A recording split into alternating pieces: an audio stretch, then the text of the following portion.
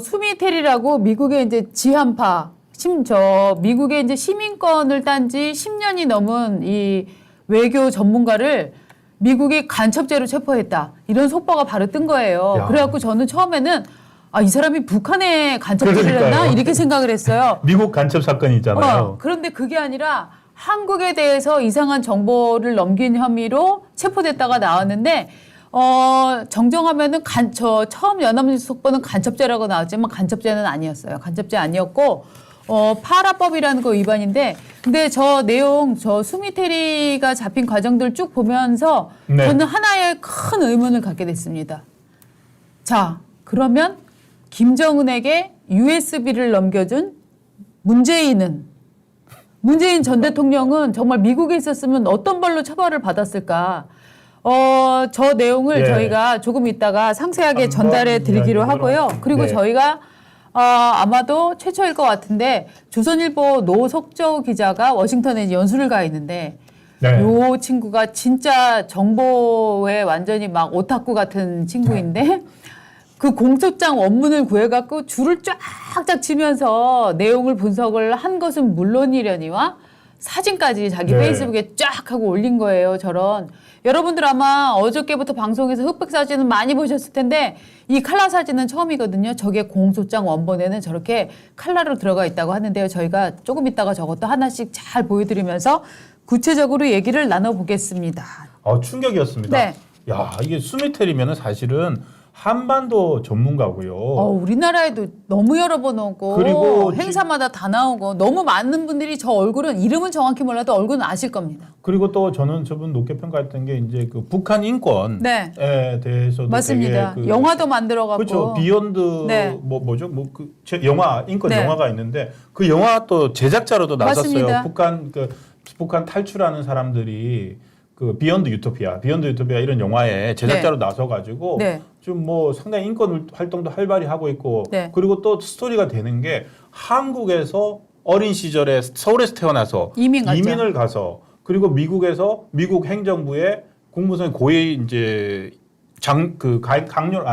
고위 공무원 이런 거에 무엇보다 이제 CIA에서 근무했다는 CIA 이력이 맞아요. 굉장히 중요하죠. 왜냐하면은 미국 같은 경우에는 CIA나 이런 CIA. 국가기관에는 미국 땅에서 태어나지 않은 사람 잘 채용하지 않습니다. 그렇죠. 네. 그래서 그야말로 내추럴 본 아메리칸만 채용을 하는데 정말 저 양반은 특이하게 또 이민을 갔는데도 시민권을 획득하고 나서 그 다음에 이제 저 CIA 근무를 해서 야, 이 사람은 뭐냐 뭐 이런 느낌이었는데 이 사람이 어저께 일보로는 간첩죄다라고 했는데 간첩죄는 아니고요. 파라법 위반이라고 해갖고 이게 기소가 됐습니다. 파라법이 뭔지를 얘기를 좀 해. 네네. 먼저 체포가 됐다가 우리나라 돈으로 한 거의 7억 가까운 돈을 내고 이제 50만 달러. 보석으로 이제 나왔습니다. 50만 달러를 이제 바로 주고 바로 보석으로 나왔는데 예.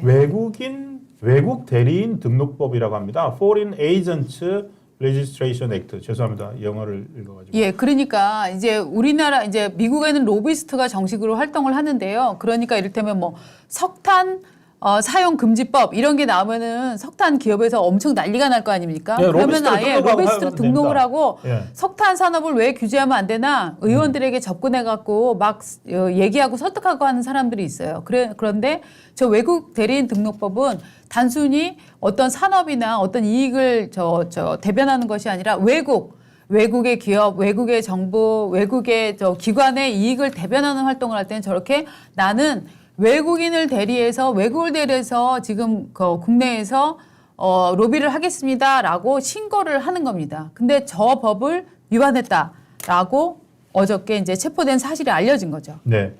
근데 저는 좀 약간 좀 그래요. 그러니까 예를 들어서 미국에 이제 로비스트 법이 있으니까 네. 로비스트를 하려면은 이제 일종의 뭐 개인 자격이든 네. 뭐든 이제 로비스트라고 이제 스스로를 정체성을 가지고서 하면 되는데 저분 같은 경우에는 사실은 뭐 로비스트나 그게 자기 직접 임무는 아니잖아요. 그렇죠. 아닌데 지금 뭐 한 10년 동안 미국 FBI 연봉 수사국 네. 이런 데서 이분의 행적을 뒤를 캔 거죠. 10년 넘게. 예, 뒤를 캤더니 네. 이 사람 한국 에이전트들이죠. 한국 국정원 에이전트들이죠. 우리나라 국정원 사람들이랑 자주 만나더라. 자주 만났는데 저는 만날 수는 있다고 생각해요. 뭐 이것저것 얘기도 할 수 있고. 네네. 근데 그걸 할 수 있는데 만날 때마다 뭐 고에게 뭐 백을 받거나 옷을 선물 받거나. 근데 그걸 하나하나 다 체크를 해가지고 얼마를 받았다라고 하면서 대가를 받은 걸로 계산을 해서 그런데 이 사람 그래서 처음에는 간첩이라고 하지 않고 이 사람을 등록을 안 했다는 걸로 지금 처벌을 하겠다는 거 아닙니까? 미국에서. 네네. 네. 그 지금 간첩죄하고 이 파라법 위반은 좀 다른데 간첩죄는 국가 안보에 위협이 관련되어 있는 사항이고 이거를 미국의 정보를 무단 수집해서 전달하면 적성국에 전달을 하면 적성국 아니어도 상관없어요. 외국에 전달하면 이게 어떻게 되냐면 종신형이나 사형까지도 갈 수가 있는데 파라법 위반 같은 경우에는 이게 등록을 안 하고 이런 활동을 할 경우에는 대개 한 5년 최대 정도 5년. 최대 5년까지. 인데 예. 다른 경우에는 요 파라법 위반으로 12년까지도 또 받은 경우가 있대요. 여러 가중처벌이 이제, 되는군요. 여러 죄가 합쳐져 갖고 그런데 이 사람 이게 놀라운 게 좀 이상한 게 뭐냐면은요. 네. 이런 죄의 경우에는 말입니다. 되게 적성국을 하거든요.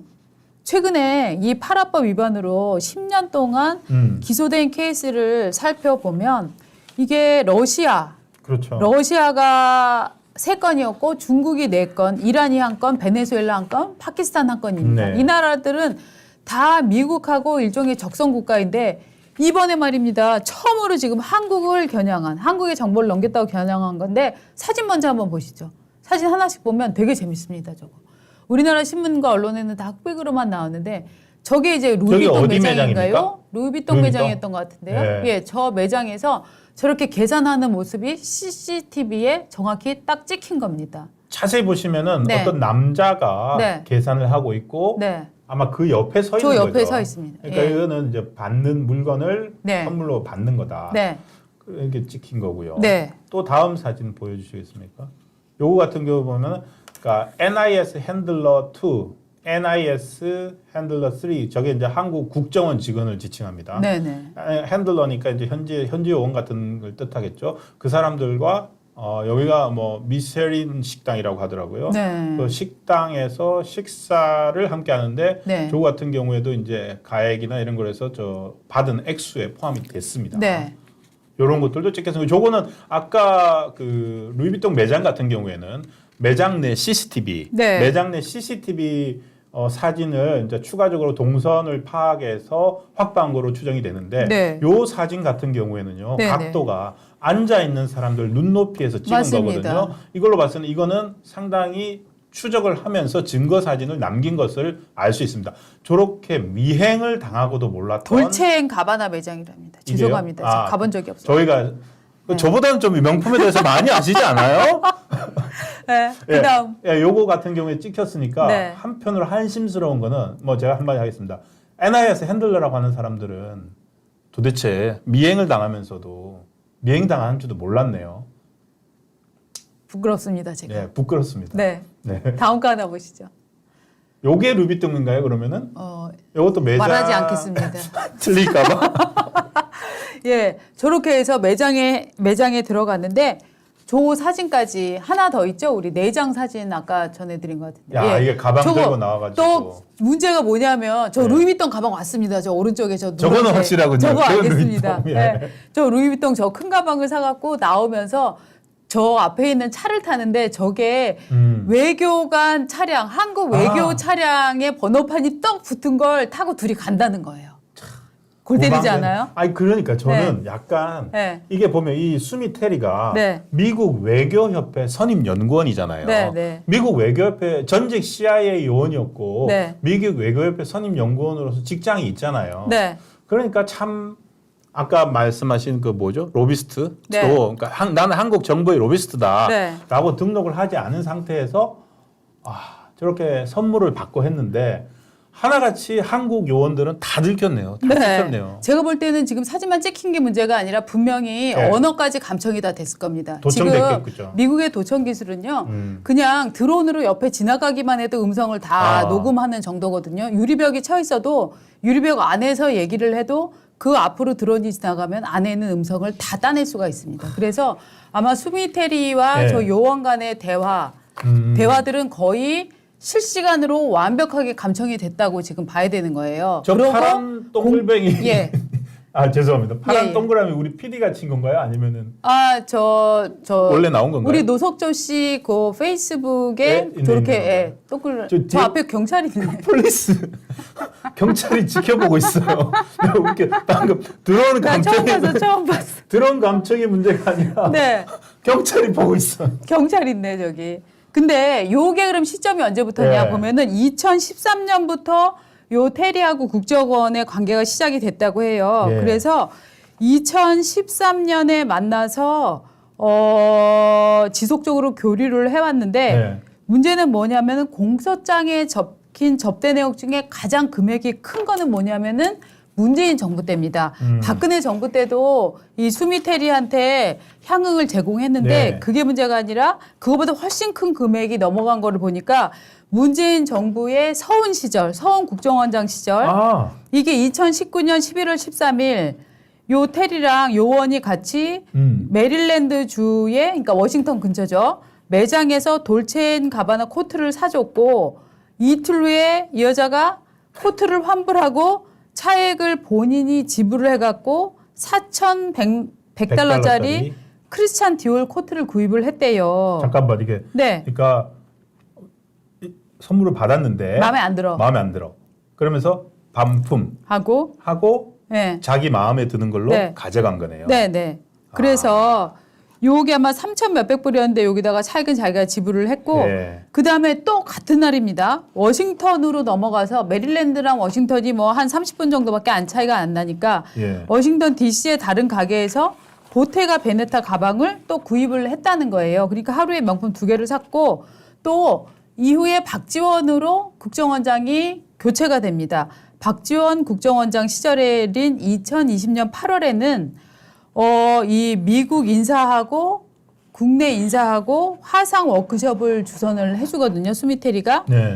그거에 앞서서 해준 걸로 맨하탄 고급 그리스 식당에서 또 고급 핸드백을 전달을 했고요. 네.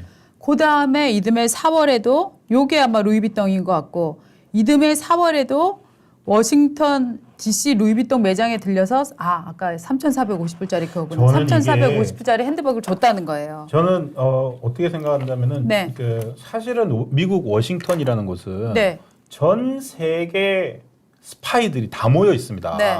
전 세계 스파이들이 다 모여 있고 들키지 않으면서 네. 최소한 그리고 선을 넘지 않으면서 공식적인 그든 비공식적이든 그 자국의 이익을 위해서 관련된 정보를 빼내려고 맞습니다. 노력을 하는 현장인데 저는 지금 방금 말씀해 주신 2019년 이 시기가 네. 지금 오히려 저는 이거 문재인 정부의 에이전트들 국정원이 네. 정말 미숙하기 짝이 없었다고 생각되는데요. 박근혜 정부 시절부터 이 사람들하고 국정원에서 접촉할 수 있습니다. 전문가니까 할 수 있는데 지금 보십시오. 이 들킨 것들이 다 2019년 11월 3일 뭐 이때인데 이때가 시점이 방금 찾아보니까 그거예요. 문재인 정부가 제일 명운을 걸었던 게 뭡니까? 남북 정상회담이고 네. 그리고 그 북미 정상회담이잖아요. 예. 근데 2019년이면 북미 정상회담이 하노이에서 트럼프와 김정은 만나가지고 네. 무산된 직후입니다. 자, 난리가 난 거죠. 그렇죠. 국정원이. 네. 자, 이거 어떻게 됐는지 알아봐라. 자, 그런데 그거 하는 과정에서 이런 일들이 벌어지지 않았을까 생각이 되고 그런데 문재인 정부가 들어오고 난 다음에 국정원에 대해서 벌인 일이 뭡니까? 당시 기억에 따르면 뭡니까? 일종의 휴민트들이잖아요. 국정원은 아주 수십 년 동안 쌓여 있는 대북 정보망, 그다음에 대미 정보망, 이거 사람을 가지고 쌓아놨는데 저는 그렇게 생각합니다. 이 그동안에 미국에서 미국에 대해서 오랫동안 정보 활동을 해온 사람들의 네트워크가 무너졌을 가능성이 있다. 문재인 정부 기간 동안에. 그리고 지금 무너졌을 예. 가능성이 있는 상태에서 이런 일들을 해야 되니까 이런 미숙하게 이런 일들이 벌어지지 않았을까 제 생각입니다. 저는 신 차장이랑 좀 보는 지점이 다른데요. 저는 이거는 미국이 용인할 수 있는 수준 이상의 정보를 넘겼기 때문에 지금 이거를 문제시 삼는 거지 에이전트는 사실은 저 정도의 대사관에 외교관으로 등록을 하고 활동하는 에이전트들은 100% 무슨 비밀 블랙 요원이 아니고 화이트 요원이기 때문에 저 정도의 노출은 저는 당할 수밖에 없다고 생각을 합니다. 그래서 에이전트가 들켰다는 게 문제의 핵심이 아니라 이들이 도대체 어떤 정보를 빼냈기 때문에 미국이 빡쳐서 우방국에 정보를 준 사람을 이 파라법으로 제소했을까가 저는 문제의 핵심이라고 생각을 해요. 그럴 가능성도 그래서 있죠. 저는 네. 제가 보기에는 이 사건의 핵심은 문재인 정부의 국정원이 도대체 미국에서 어떤 정보를 빼냈길래 미국이 이렇게 이 수미테리를 기소할 정도에 이르렀는가. 이것이 저는 문제의 핵심이라고 생각을 합니다. 네, 그것도 공감하고요. 2019년이라는 네. 시기가 예. 그것을 정의합니다. 2013년부터 한국 정부랑 관계를 예. 가져왔다고 해가지고 네. 뭐 박근혜 정부 때네 그때부터 시작됐네라고 하는데 실제 문제가 되었던 맞습니다. 기소 사실. 그러니까 네.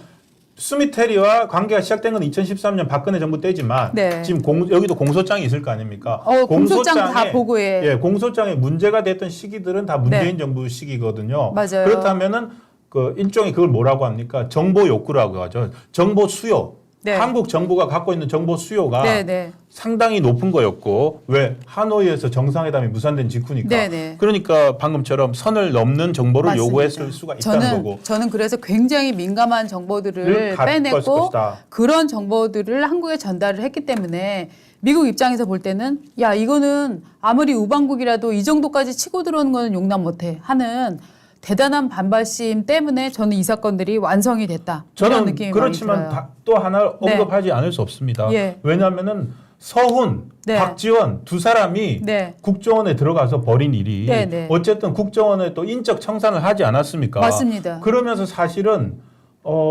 베테랑 요원들, 베테랑 전문가들 요원이라고 해서 그렇지만 전문가들이 네트워크 상당히 무너졌을 거고. 지금 대통령실에서 나오신 거 아니에요?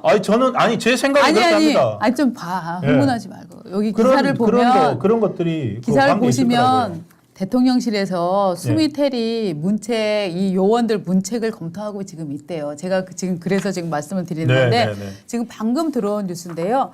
대통령실 고위 관계자가 기자실에서 만났대요. 그래갖고 지금 사진 찍히고 이런 게 다 지금 문재인 정부에서 일어난 거다. 당신 문재인 정부가 우리 지금 시 차장이 얘기하는 거랑 똑같습니다. 정권을 잡고 국정원에서 전문적 외부 활동을 할 수 있는 요원들을 다 쳐내고 아마추어 같은 사람들로 챙기니까 이런 얘기가 나온 것 같다. 그래서 감찰이나 문책을 검토해 보겠다. 아무래도 문재인 정권을 감찰하거나 문책해야 할 상황이다. 그 기사가 이렇게 나왔어요? 지금 기사가 방금 전에 나왔습니다. 예. 아니 그러니까 이게 정말로 미숙한 일을 벌인 거죠. 네, 방금 저는- 저기 가가지고 네. CCTV 있는데 네. 거기 가서 카드 계산해가지고 네. 그것도 찍히고 아까 말씀하셨잖아요.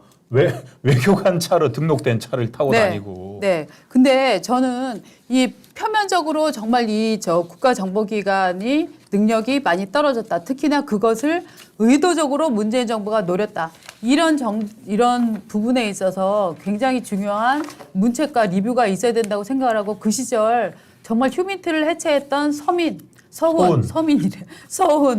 또 박지원 이 사람들에 대해서 정말 사법 처리도 한번 고려를 해봐야 된다 이렇게 생각을 하는데 또 하나는 정말 왜 미국이 우방국에 대해서 어느 때보다도 한미 공조가 중요한 이 시점에 맞습니다. 왜 네. 우방국에 정보를 진짜. 넘겼다는 혐의로 수미테리를 이렇게까지 기소를 했는가? 저는 이 부분에는 미국은요 심지어 적성 국가인 러시아와 왜? 중국 네. 뭐 파키스탄 이런 데서 정보 빼가는 것도 어느 정도는 용인을 해요. 그럼 왜냐하면 그게 자기들이 외교 그리고 자기들이 네. 그게 빠져나간다는 걸 알고 있고 맞아요. 그리고 어떤 정보가 빠져나갔는지를 안다면 그렇죠. 선택의 문제예요. 그렇죠. 쟤들이 뭘 지금 보고 있구나 하는 걸 역으로 알 수 있는 그거는 거예요. 오히려 더 고급 네. 정보기 때문에 그렇죠. 니들이 그걸 알고 있으니까 그러면 예. 이렇게 반응할 거네. 네. 그럼 우리는 그러니까 다 지켜보고 있으면은 사실은 수미테리는 네. 한국 국정원가 저렇게 하면서 넘기고 있는 걸 안다면 네. 그걸 활용하면 되지. 맞아요. 활용하면 되지. 이렇게 드러내가지고 처벌하고 이렇게 나올 필요가 없는데 맞아요. 말씀하신 네. 왜 이걸 지금 드러냈느냐? 왜 드러낸? 저는 그거는 왜 그럴까요? 저는 이게 문재인 정부 때 예. 일어났던 정보의 유출이 미국이 용인할 수 없는 수준이다라고 판단했다고 생각을 해요.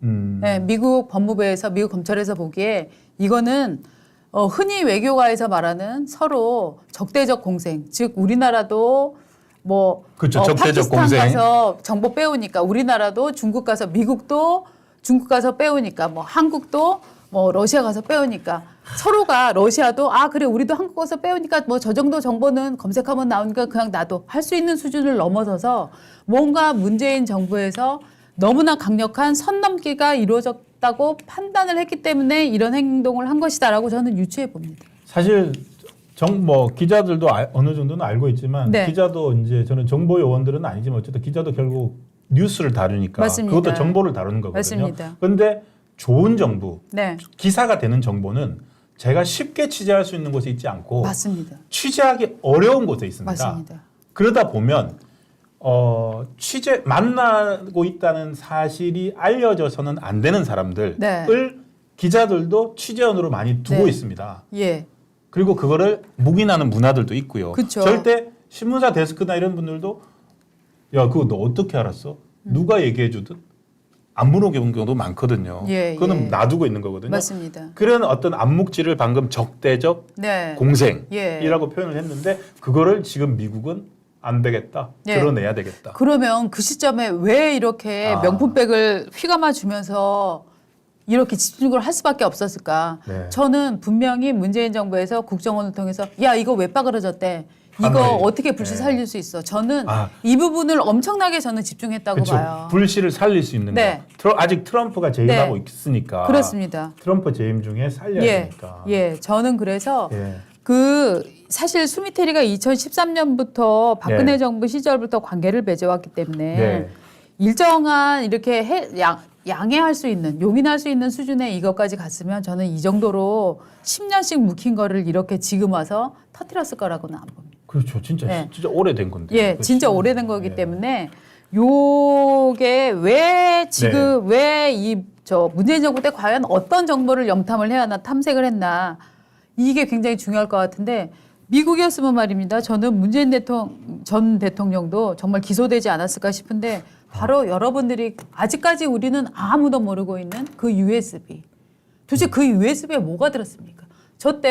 저 도보다리 회담 저 기억나시죠? 네. 저 때 발전소 USB 건넸다. 저거는 그 이후 기사고요. 당시 기사 있습니다. 네. 요 기사 말고 요거는 이제 그 이후의 기사고 네, 그 남북 정상회담 때 맞습니다. 남북 정상회담 때 보면은 청와대 발로 사진도 있고 네. 멀리서 찍어가지고 저 사진은 당시 사진이에요. 한 번 더 보여주시면 두 돼요. 사람이 걸어가는 사진도 나오는데 네, 네. 그때 만나서 네.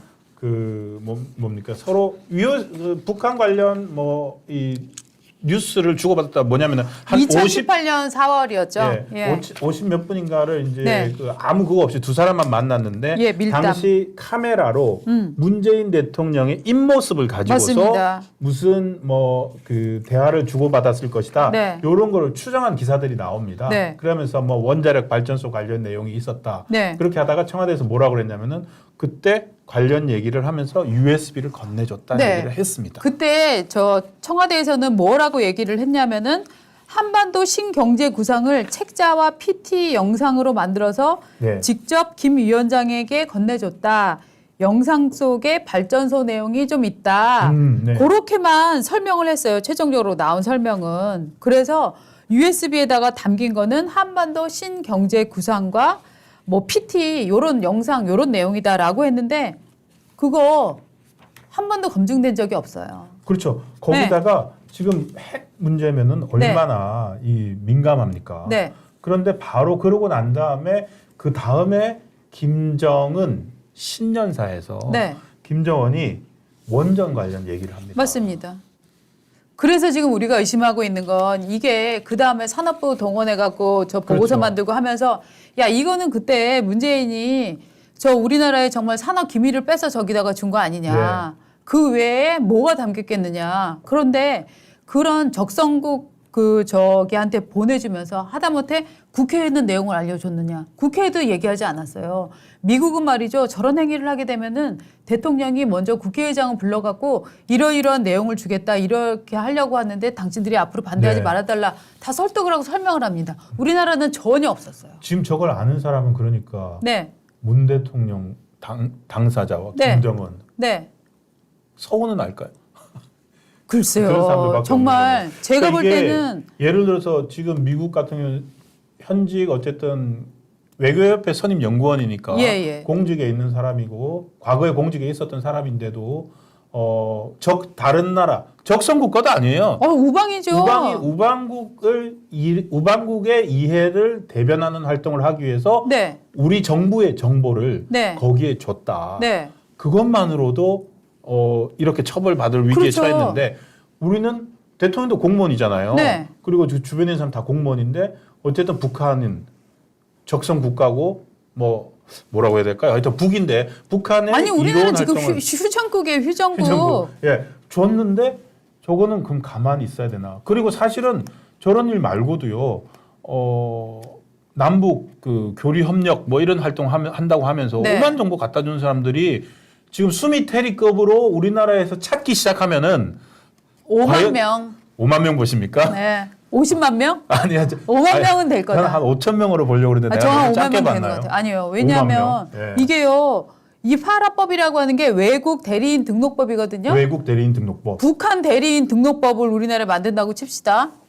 해야 될 것 같아요. 예. 우리나라에 북한 대리인 등록법을 만들면 이 법에 의거해서 나 사실 북한의 이익을 대변하고 있어요. 나 지금 댓글 쓰는 거, 나 지금 방송 출연해서 말하는 거, 나 지금 강연하고 있는 거, 나 지금 문화활동하고 있는 거 이거 솔직히 북한이 좀 잘 됐으면 하는 마음에 하고 있어요. 라고 등록해야 되는 사람 저는 5만 명 넘을 것 같은데요. 우리가 입법 청원해야 될 것 같은데요. 북한 국회에. 대리인 등록법. 북한 대리인 예를 들어서 임종석. 예. 임종석은 저기 북한의 그 김정은 저작권을 관리해주고 있잖아요. 맞아요. 남한 내에서 수익을 걷어서 북한에 이익이 되도록 하고 있는 그 사업을 하고 네. 있죠. 그다음에 또 누굽니까? 최재형 목사가 했다고 하는 그 통일TV. 네. 통일TV도 북한의 그 영상 갖다가, 북한 홍보 예. 활동하고 있죠. 네. 그리고 최재형도 있네요. 최재형. 네. 그것도 가가보고 난 다음에 북한은 종교의 자유가 있는 나라더라. 네. 이런 얘기 막 하고 다니는데 그 정도면은 미국은 남한의 이익을 위해서 그런 정보를 알아내서 북한에 전달하고 하는 사람도 저 정도인데 네. 우리나라에는 북한 대리인 등록법 만들어야 될 것 같습니다. 그러니까 지금 해서 우리 합법적으로 하세요. 지금 우리나라에는 여적죄라고 있지만 실제로 여적죄가 적용돼서 처벌받은 사람이 거의 없거든요. 예. 그럼 이 법 폐기하고 북한 대리인 등록법 합법. 이거 하나 아. 만들죠. 예. 네? 정말 필요한 것 같아요. 여러분 한 번만 써주세요. 왜냐하면 이게 그렇게 말이 쉽지가 않기 때문에 북한 대리인 등록법. 야, 이거 진짜 괜찮아 보이지 않아요? 네, 너무너무 좋은 것 같습니다. 예. 오. 이게 우리나라도 있습니다. 그 국가보안법 계속 철폐하자고 하는데요. 저는 국가보안법 철폐에 찬성합니다. 철폐하고 이거 하자는 거죠? 철폐하고 간첩죄 만들어야 되고요. 네. 네, 애국법 만들어야 되고요. 그 다음에 북한 대리인 등록법 이 3법으로 입법을 하면 저는 국가보안법 위반에 적극 찬성하겠습니다. 북한 국가보안법 폐지. 네. 예. Foreign Agent Registration Act니까 뭐라고 네. 해야 될까?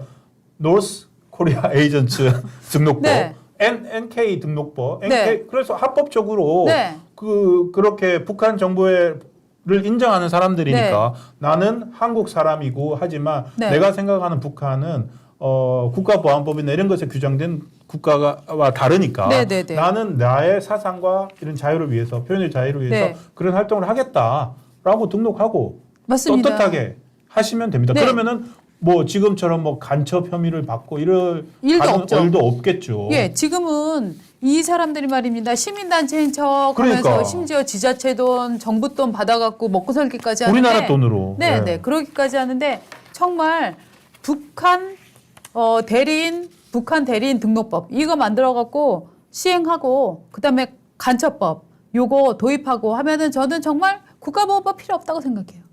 그래서 간첩죄 도입해갖고 예. 정말 이제는 우리나라 아직까지도 사형이 가능한 진짜 나라이기 간첩은 때문에 처벌해야죠. 예. 진짜 간첩죄 그 형량도 올려갖고 지금처럼 물에 물 탄 듯 술에 술 탄 듯 해서 지금 국가보안법 위반으로 재판받는 사람들 배 두들기면서 밖에 나와서 재판받고 기자회견하고 판사 욕하고 그렇죠. 검사 욕하고 이러고 있잖아요. 지금 청주 간첩단, 창원 네. 간첩단 걸린 사람들요. 네. 다 재판부 기피 신청. 네. 이재명 대표한테 배웠나? 재판부 기피 신청 뭐 이런 거 해가지고 다 예. 6개월 구속기한 만료 나와 있거든요. 네. 그리고 또 간첩은요. 이제 네. 진짜 간첩법 필요할 것 같아요. 국가보안법이 아니라 간첩은 예를 들어서 중국을 이렇게 할 수도 있고 그럼요. 미국을 이렇게 할 수도 있고 맞습니다. 미국 정부에 우리나라 정부 정보를 빼돌렸다 그거 간첩이죠. 맞습니다. 그런 한 간첩법 만들고 100% 진짜 네. 찬동합니다. 자, 그리고 지금 USB도 네. USB 방금 그렇지만 현행법으로 USB는 3급 기밀이라고 나왔지 않습니까? 네. USB도 알아봐야죠. 네, 저는 USB도 한번 좀 털어봤으면 네. 좋겠습니다. 이제는 우리가 역사를 그냥 넘어가면 안 될 것 같고요. 잘못된 네. 역사를 바로 잡아야 되는데 우리 아까 유시정님인가요? 네. 김정은 애완견 등록법이라고. 그런 정말 아이디어가 저 네. 좋아요 누르겠습니다. 네, 좋아요. 재치 대박이다. 예.